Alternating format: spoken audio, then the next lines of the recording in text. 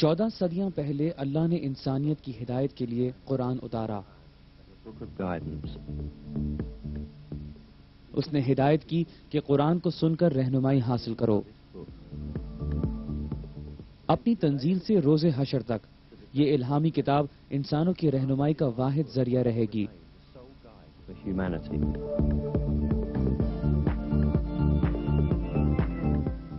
قرآن کا بے نظیر مجموعہ اس کا اظہار ہے کہ یہ خدا کے الفاظ ہیں.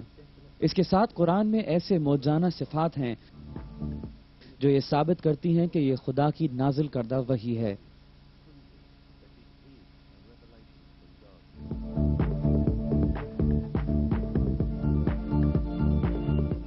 اس میں سے ایک صفت یہ حقیقت ہے کہ وہ سائنسی حقائق جن پر سے ہم 20ویں صدی کی ٹیکنالوجی کی بدولت پردہ اٹھا سکے قرآن میں 1400 سال پہلے بیان کیے گئے.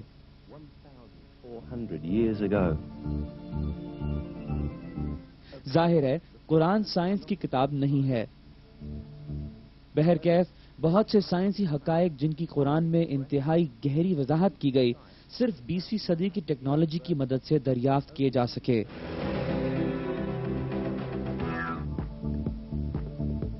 یہ حقائق قرآن کے نزول کے وقتوں میں نہیں جانے جا سکتے تھے.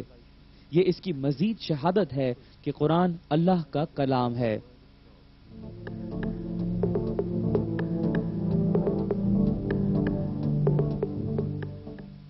قرآن کے سائنسی معجزوں کو سمجھنے کے لیے ہم اس کے نزول کے وقت موجود سائنسی سطح پر نظر ڈالتے ہیں.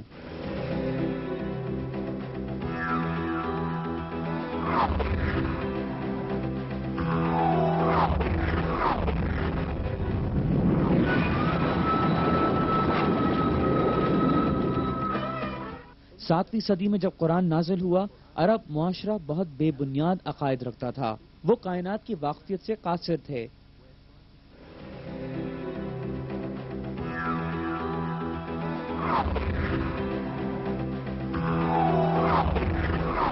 یہ عرب ماضی کی نسلوں سے وراثت میں ملنے والے مذہب پر یقین رکھتے تھے.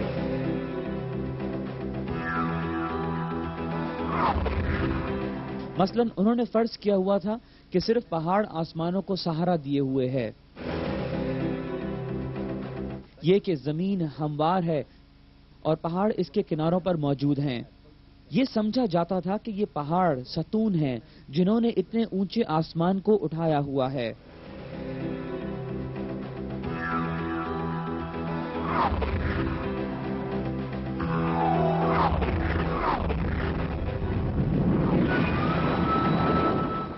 بہرحال عرب معاشرے کے عقائد قرآن نے خارج کر دیے.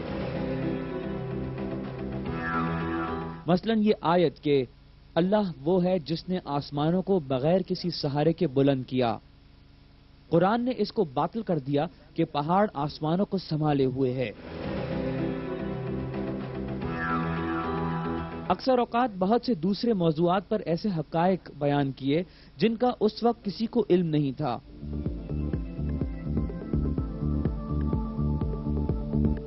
قرآن جو اس وقت نازل ہوا جب لوگوں کو طبیعیات یا حیاتیات کا بہت کم علم تھا اپنے اندر مختلف موضوعات پر واضح حقائق رکھتا ہے، جیسا کہ تخلیق کائنات، تخلیق وجود انسانی، فضا کا نقشہ اور وہ نازک توازنات جو زمین پر زندگی کو ممکن بناتے ہیں.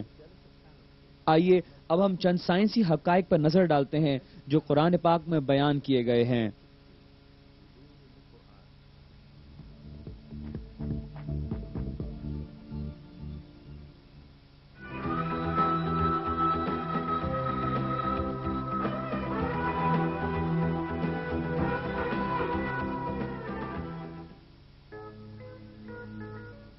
آغاز کائنات کو قرآن میں ان آیات میں بیان کیا گیا ہے.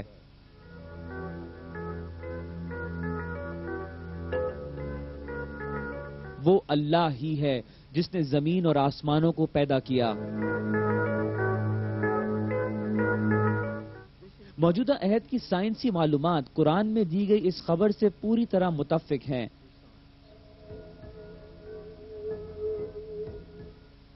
آج کی فلکی طبیعت جس نتیجے پر پہنچی ہے وہ یہ ہے کہ مادے اور وقت کے طول و عرض اچانک ایک بڑے دھماکے کے نتیجے میں کائنات وجود میں آئی۔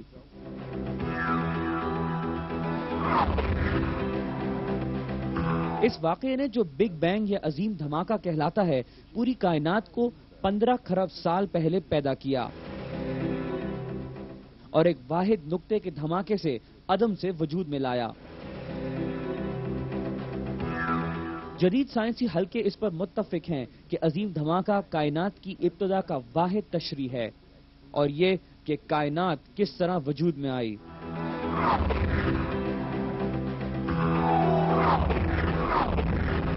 عظیم دھماکے سے پہلے مادہ نامی کوئی چیز نہیں تھی۔ اس حالت عدم میں نہ تو مادہ تھا، نہ طاقت اور نہ ہی وقت موجود تھا۔ مابعد الطبیعیات کی روح سے مادہ، طاقت اور وقت سب تخلیق کیے گئے۔ اس حقیقت کا جو طبیعیات نے حال میں دریافت کی ہے، قرآن 1400 سال پہلے اعلان کرتا ہے۔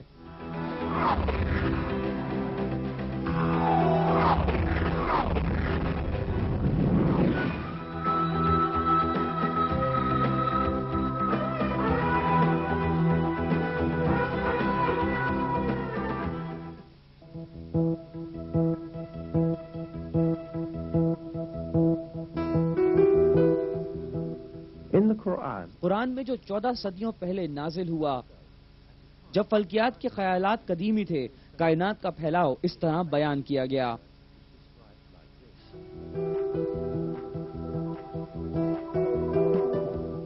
آسمانوں کو ہم نے اپنے زور سے بنایا اور بلا شبہ ہم اسے وسعت دینے والے ہیں۔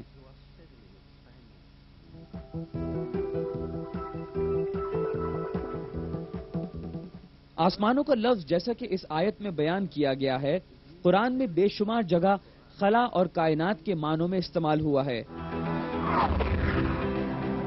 یہاں پر بھی یہ لفظ انہی معنوں میں استعمال ہوا ہے۔ دوسرے الفاظ میں قرآن میں یہ خبر دی گئی ہے کہ کائنات پھیلتی ہے، اور یہی وہ نتیجہ ہے جس پر آج کے سائنسدان پہنچے ہیں۔ 20ویں صدی کے طلوع تک سائنسی دنیا میں یہ نظریہ رائج تھا کہ کائنات کا مزاج ٹھہرا ہوا ہے اور یہ بے پایاں وقت سے موجود ہے۔ بہرکیف جدید ٹیکنالوجی کی مدد سے ہونے والی تحقیقات، مشاہدات اور حساب نے انکشاف کیا ہے کہ حقیقت میں کائنات کی ابتدا ہوئی ہے۔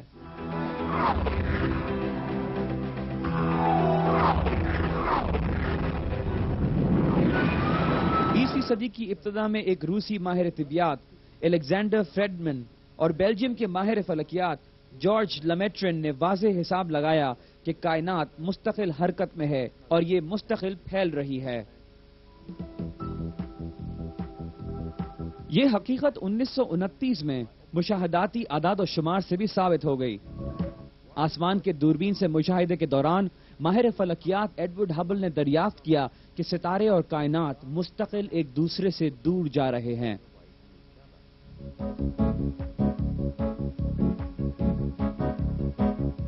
وہ کائنات جہاں ہر چیز ایک دوسرے سے دور جا رہی ہو، کائنات کے پھیلاؤ پر دلالت کرتی ہے۔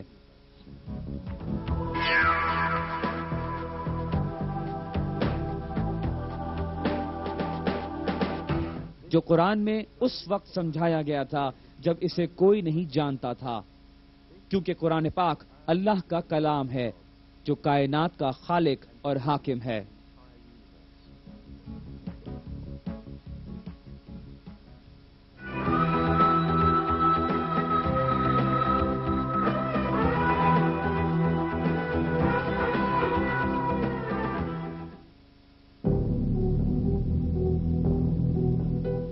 قرآن میں چاند اور سورج کا حوالہ دیتے ہوئے اس بات پر زور دیا گیا ہے کہ ان میں سے ہر ایک مخصوص دائرے میں حرکت کر رہا ہے۔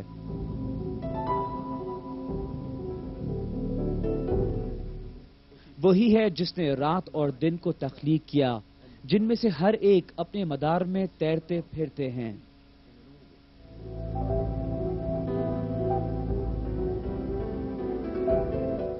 ایک دوسری آیت میں یہ بھی بتایا گیا ہے کہ سورج ساکت نہیں ہے بلکہ ایک ترتیب سے حرکت کر رہا ہے.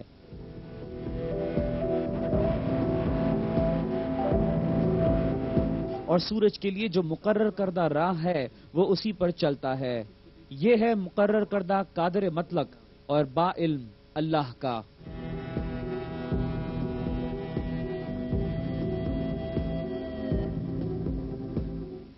یہ حقائق جن سے قرآن نے آگاہ کیا ہمارے دور کے فلکی مشاہدات سے دریافت ہوئے. فلکیات پر ماہرین کے حسابات کے مطابق سورج ایک مخصوص رفتار سے روشن ترین سیارے سٹار ویگا کی طرف سفر کر رہا ہے. سورج کے ساتھ اس کی کشش شمسی کے زیر اثر تمام سیارے اور سیارچے بھی یہی فاصلہ طے کرتے ہیں. اس کے ساتھ ساتھ کائنات میں موجود تمام سیارے ایسی ہی منظم حرکت میں ہیں.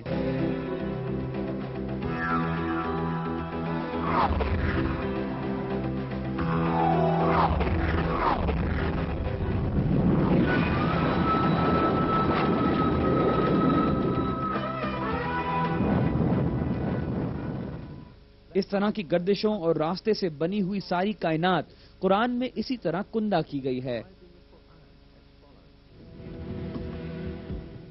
قسم ہے راہوں والے آسمان کی.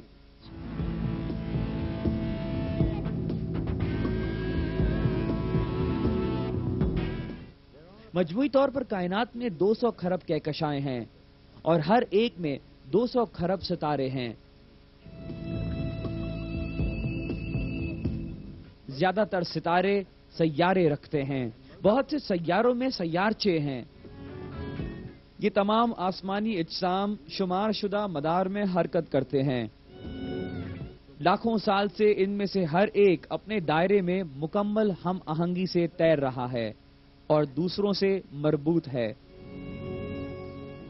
علاوہ ازیں کئی دمدار ستارے بھی اپنے مقرر کردہ مداروں میں گھوم رہے ہیں.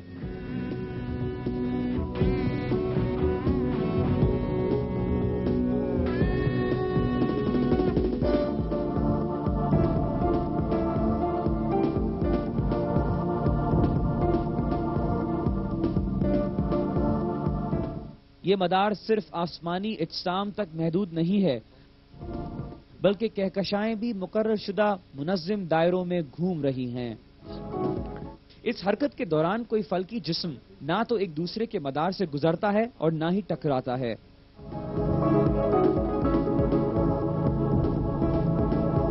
بلا شبہ یہ مشاہدہ کیا گیا ہے کہ کچھ کہکشائیں ایک دوسرے سے اس طرح گزرتی ہیں کہ ان کے حصے ایک دوسرے کو چھوتے بھی نہیں. یقیناً جس وقت قرآن نازل ہوا بنی نوع انسان کے پاس نہ تو دوربینیں تھی اور نہ جدید ٹیکنالوجی کہ وہ لاکھوں کلومیٹر دور خلا کا مشاہدہ کر سکتا. نہ جدید طبیعیات اور فلکیات کا علم تھا اور نہ ہی اس وقت یہ طے کیا جا سکتا تھا کہ کائنات میں مدار اور راستے ہیں جیسا کہ اس آیت میں بیان کیا گیا. قسم ہے راہوں والے آسمان کی. بہرکیف قرآن نے ہم پر اس وقت صاف واضح کر دیا کیونکہ قرآن اللہ کا کلام ہے.